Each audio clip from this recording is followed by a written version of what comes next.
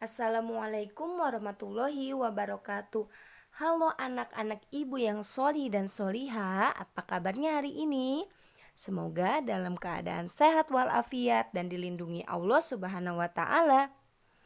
Hari ini kita akan belajar Pendidikan Agama Islam atau PAI. Ada yang tahu kita akan belajar apa hari ini? Dan belajar tentang apa hari ini? Ya, kita akan belajar bab 2 yaitu mengenal surah Al-Fatihah dan surah Al-Ikhlas. Minggu lalu Ibu sudah pernah menjelaskan ya surah Al-Fatihahnya. Dan untuk sekarang Ibu akan menjelaskan surah Al-Ikhlasnya. Tapi sebelum kita memulai ke pembelajaran inti kita, Ibu akan menjelaskan tentang yang satu ini. Teman-teman tolong simak ya. Terbiasa membaca basmalah. Poin yang pertama, sebelum memulai semua kegiatan, biasakanlah membaca basmalah. Ya, sebelum kita memulai aktivitas harian kita harus membaca basmalah ya teman-teman, agar semua kegiatan kita dipermudah oleh Allah Subhanahu wa Ta'ala. Untuk poin yang kedua, bacalah basmalah agar semua kegiatan kita berkah dan bermanfaat. Betul sekali teman-teman, apabila kita mengawali kegiatan kita dengan bacaan basmalah, insya Allah akan memperlancar dan mempermudahnya. Poin yang ketiga, sebelum pergi ke sekolah, bacalah basmalah. Nah, teman-teman, sebelum pergi ke sekolah harus baca basmalah terlebih dahulu ya, sebelum menginjakkan kaki keluar, agar Allah melindungi kita di perjalanan dari rumah sampai ke sekolah. Untuk poin yang keempat, sebelum belajar bacalah basmalah. Nah, ini sudah pasti ya teman-teman, biasanya kita sebelum belajar akan membaca doa sebelum belajar, dan sebelum membaca doa sebelum belajar biasanya kita membaca basmalah terlebih dahulu. Untuk poin yang kelima yaitu mengawali makan dan minum dengan basmalah. Ya, betul ya teman-teman, ini harus ya teman-teman, karena dengan baca basmalah insya Allah makanan dan minuman yang masuk ke dalam tubuh kita akan menjadi berkah untuk kita dan bisa mengenyangkan, dan tidak lupa akan menjadi halal. Untuk poin yang keenam yaitu ketika akan tidur bacalah basmalah. Ini sudah pasti ya teman-teman. Biasanya teman-teman sebelum membaca doa sebelum tidur biasanya membaca basmalah terlebih dahulu. Untuk poin yang ketujuh, membaca basmalah sedikit bacaannya tapi sangat banyak manfaatnya. Betul ya teman-teman, karena dengan membaca basmalah insya Allah akan mempermudah apapun yang kita kerjakan. Poin yang ke-8, segala kegiatan yang baik harus dimulai dengan membaca basmalah agar mendapat keberkahan. Ya, yang Ibu bilang tadi, semua kegiatan yang diawali dengan basmalah insya Allah akan berkah semuanya.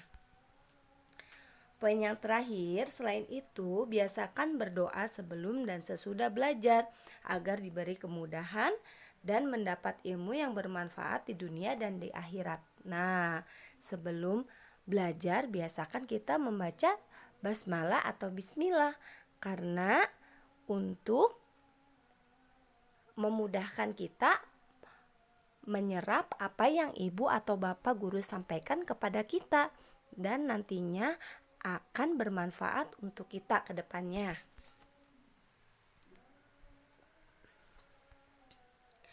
Mensyukuri karunia dan pemberian Allah Subhanahu wa Ta'ala. Allah Subhanahu wa Ta'ala telah banyak memberikan nikmat dan karunia-Nya kepada kita. Betul tidak teman-teman? Betul ya, terutama nikmat sehat walafiat kepada kita yang Allah berikan setiap harinya. Ya, bagaimana kalau misalnya Allah tidak memberikan nikmat sehat kepada kita? Ya, kita tidak akan bisa apa-apa ya teman-teman, walaupun kita banyak uang, Tapi kalau Allah tidak memberikan rizki sehat kepada kita, kita tidak akan tidak akan bisa menikmatinya ya teman-teman ya. Oleh karena itu kita harus bersyukur ya atas nikmat sehat yang Allah berikan kepada kita setiap hari. Salah satunya adalah ditunjukkannya jalan yang lurus menuju kebahagiaan. Betul ya teman-teman, Allah selalu memerintahkan kita umatnya untuk selalu beriman dan bertakwa kepada Allah. Dengan cara apa? Dengan cara kita melaksanakan sholat 5 waktu yang seharinya ada 17 rakaat dan menyuruh kita untuk membaca Al-Quran setiap harinya. Ya. Semua nikmat dan karunia yang kita terima adalah bukti kasih sayang Allah kepada semua makhluk ciptaannya. Betul ya teman-teman, segala sesuatu yang diberikan oleh Allah kepada kita itu adalah tanda bukti Allah sayang dan cinta kepada umatnya atau makhluknya. Ya. Karunia dan pemberian Allah semuanya harus kita syukuri. Betul ya teman-teman, terutama tadi nikmat sehat walafiat. Kalau kita tidak mensyukuri nikmat yang Allah berikan, maka azab Allah yang akan datang. Ya teman-teman. Bersyukur dengan mengucap alhamdulillahirabbil alamin. Nah, ini biasanya kita ucapkan ketika kita sudah selesai mengerjakan suatu pekerjaan, dan kita ucapkan lagi ketika kita mendapatkan rizki dari Allah.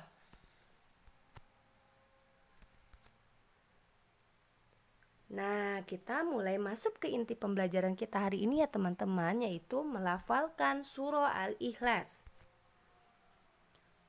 Surah Al-Ikhlas termasuk surah pendek. Benar tidak teman-teman? Benar ya. Karena apa? Karena jumlahnya hanya ada 4 ayat. Jangan lupa ya teman-teman, 4 ayat. Surah Al-Ikhlas terdapat dalam juz ke-30. Karena surah Al-Ikhlas termasuk surah pendek ya, dan termasuk ke dalam juz 30 bersama surah-surah pendek yang lainnya. Juz ke-30 dinamakan juz amma ya teman-teman. Juz amma. Surah Al-Ikhlas diturunkan di kota Mekah. Bisa disebut juga surah Makkiyah karena diturunkannya di kota Mekah. Al-Ikhlas artinya memurnikan diri dalam mengesahkan Allah. Ya, dalam surah Al-Ikhlas ini artinya yaitu tentang keesaan Allah. Adapun lafal surah Al-Ikhlas ya, Ibu akan bacakan untuk teman-teman. Teman-teman bisa mengikutinya dari rumah ya. Yuk, kita mulai. Bismillahirrahmanirrahim. Dengan nama Allah yang Maha Pengasih lagi Maha Penyayang. Qul huwallahu ahad. Katakanlah, dialah Allah yang Maha Esa. Allah Maha Satu ya teman-teman. Allah tunggal. Tidak ada Tuhan selain Allah. Allahus Somad. Allah adalah Tuhan yang bergantung kepadanya segala sesuatu. Kita harus meminta hanya kepada Allah dan bergantung kepada Allah. Tidak ada Tuhan selain Allah yang wajib kita sembah. Lam yalid wa lam yulad. Dia tidak beranak dan tidak pula diperanakan. Yang tadi Ibu udah katakan, Allah itu satu, tunggal, tidak punya adik, tidak punya saudara, tidak punya ibu, tidak punya ayah, dan bukan seorang bapak dan bukan seorang ibu. Walam yakul lahu kufuwan ahad. dan dia tidak ada seorang pun yang setara dengan dia. Ya, tidak ada yang bisa menandingi kekuasaan Allah, karena yang menciptakan langit dan bumi beserta seluruh isinya termasuk kita ya teman-teman, hanya Allah. Adapun pesan-pesan dalam surah Al-Ikhlas, yang pertama, surah Al-Ikhlas menerangkan bahwa Allah itu esa. Allah itu satu, tunggal, tidak mempunyai saudara dan tidak juga mempunyai ayah, ibu, anak. Ya. Dan tidak pula diperanakan. Allah hanya satu. Allah tidak punya anak dan tidak punya orang tua. Ingat ya teman-teman, Allah itu tunggal, satu, esa. Allah adalah tempat bergantung, tempat kita berdoa dan berharap, dan hanya kepada Allah kita menyembah. Ya, hanya kepada Allah lah kita harus meminta, dan hanya kepada Allah lah kita harus menyembah. Karena tidak ada Tuhan selain Allah yang wajib kita sembah.